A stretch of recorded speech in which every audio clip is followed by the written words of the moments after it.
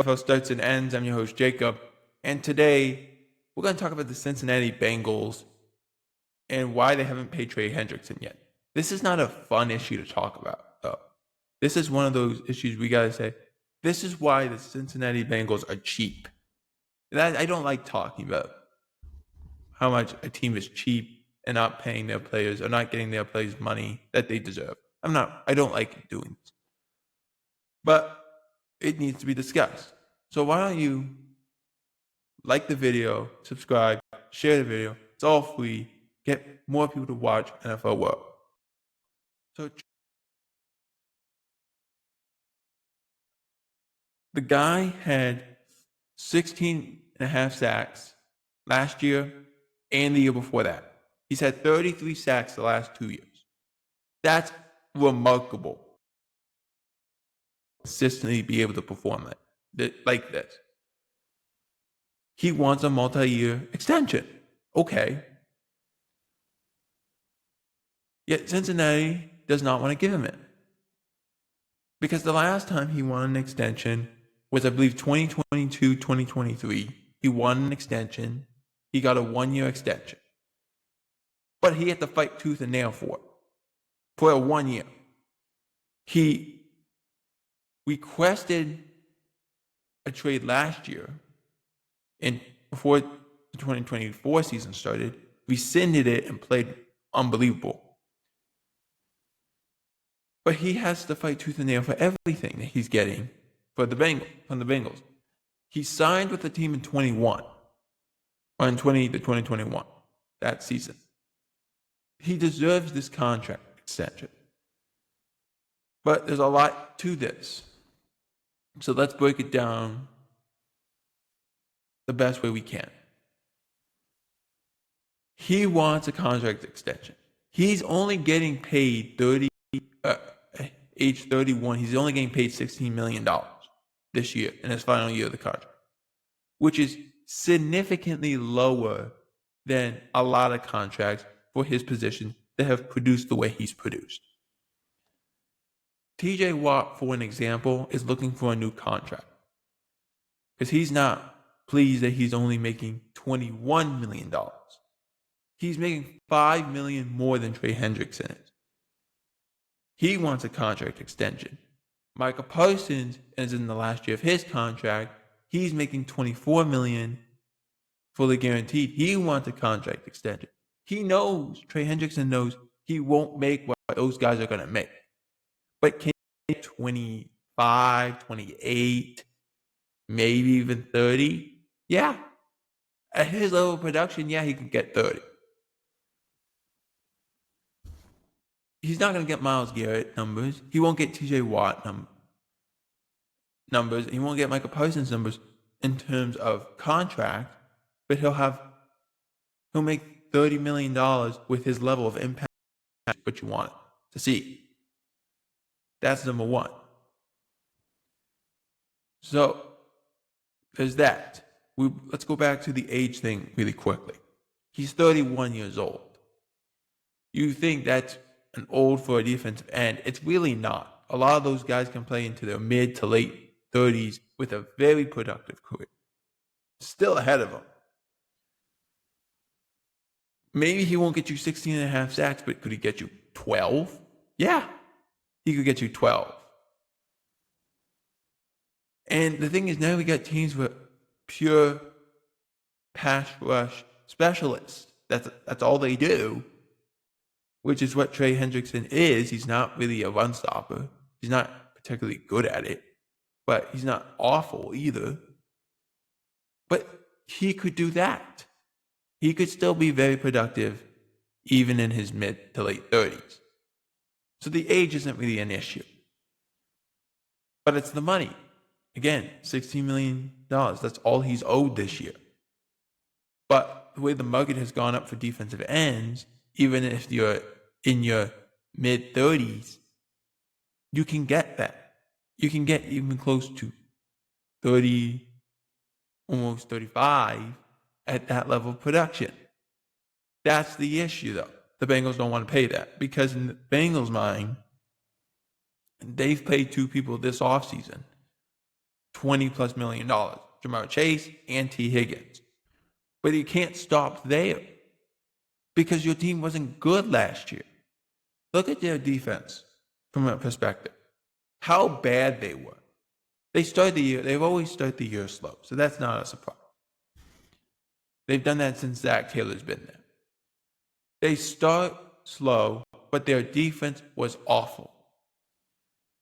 They couldn't really rush the passer outside of Trey Hendrickson. Their secondary was atrocious. Their cornerback room was awful. Their linebackers were not great, to the point that they cut Jermaine Pratt last week, and now he's in Las Vegas. They're not a good team on defense, to the point that they fired their defensive coordinator, Lou Anarumo, and brought in Al Golden from the Irish. You don't do that if your defense is good. You do that when you have problems and you have to bring someone else in. You got to bring in a new voice. That's when you do it. That was the problem. It didn't work. And the defense was bad. It showed every chance it got. It showed levels of incompetence against the run, against the pass, coveraging, blitzing. They couldn't really get pressure. It was bad. And I knew it was bad. You have backup quarterbacks dicing up your defense. That's bad. And it wasn't guys who had played on a consistent level or had been a starter. It was guys who were backups the entire year and have always been backups for most of their career. And yet they were dicing you up. That was the issue they had. They were not good. They were struggling.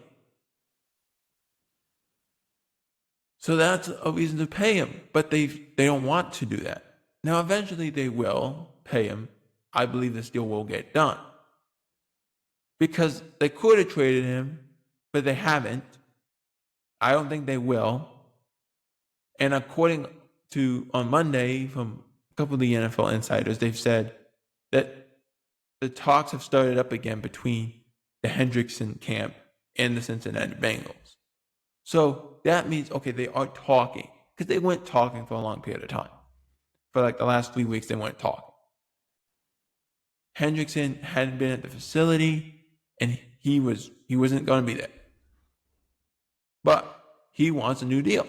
He's forcing this hand. Let's see if Cincinnati's willing to give it to him. So you got that perspective. Then you have the perspective, does he fit in a new system that the new defensive coordinator out Golden brings? Maybe, maybe not. We'll have to wait and see. But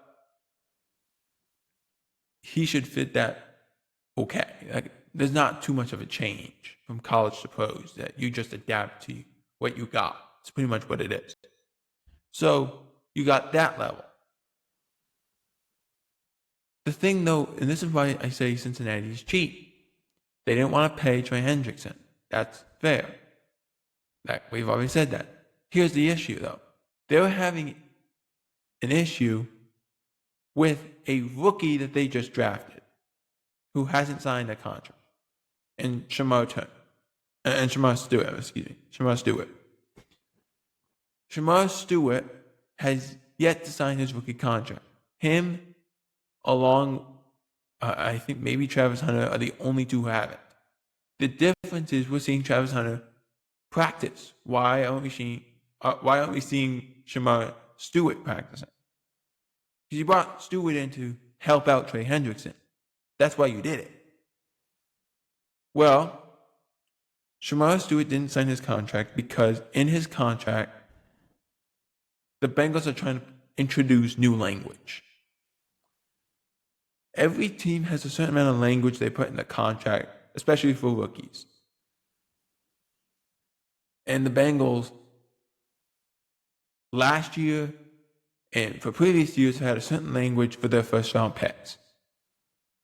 But they want to put new language in for Shamar Stewart.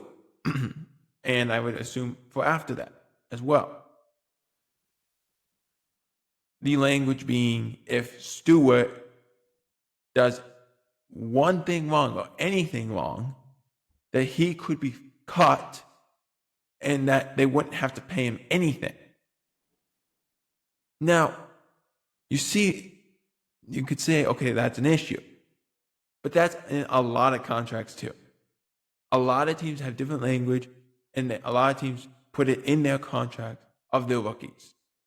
They never act on it. They just do it.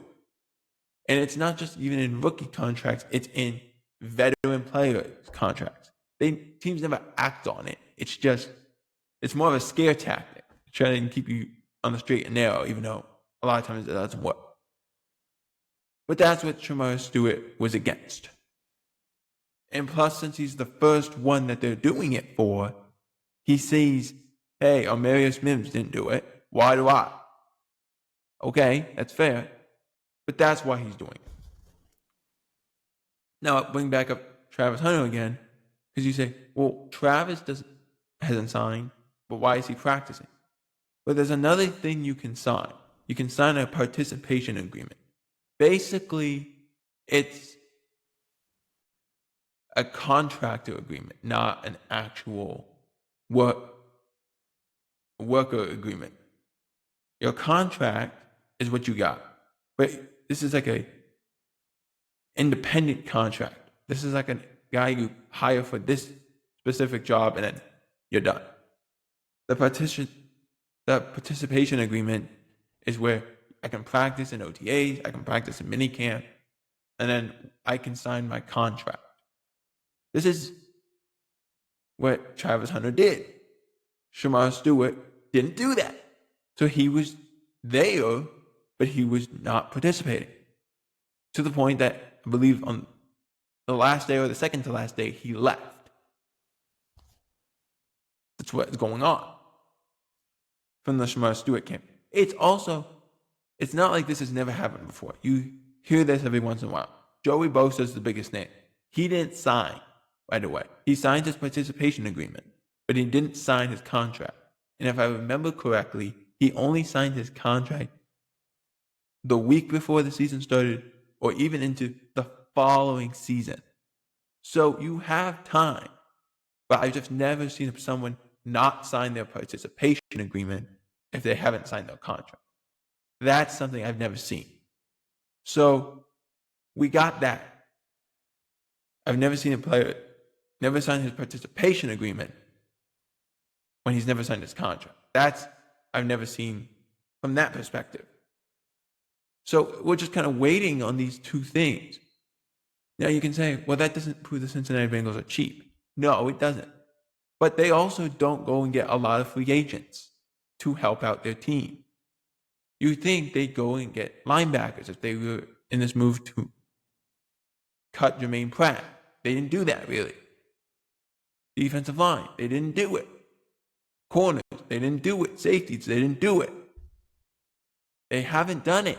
They had an explosive offense. They nearly made the playoffs with just an explosive offense. They were one game short. But their defense was so bad that it kept them out of the playoffs. It really did. It wasn't Trey Hendrickson's fault, but there was 10 other players who were not consistently good around him.